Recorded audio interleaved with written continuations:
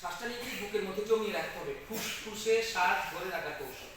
না হলে ভালো আবৃত্তিকার হওয়া যাবে না, ভালো বক্তা হওয়া যাবে না, ভালো স্পিকার হওয়া যাবে না।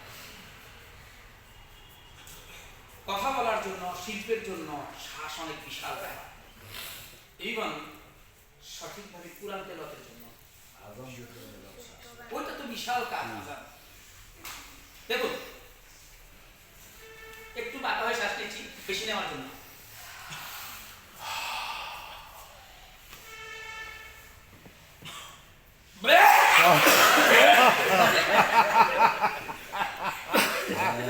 হাতটাকে এইভাবে ছেড়ে দেবো না, আমি নেন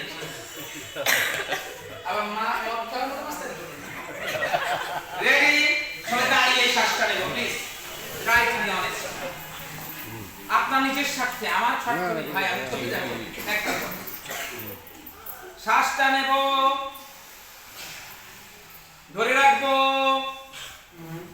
কষ্ট করব না, যতক্ষণ পারি ধরে রাখবো। তারপর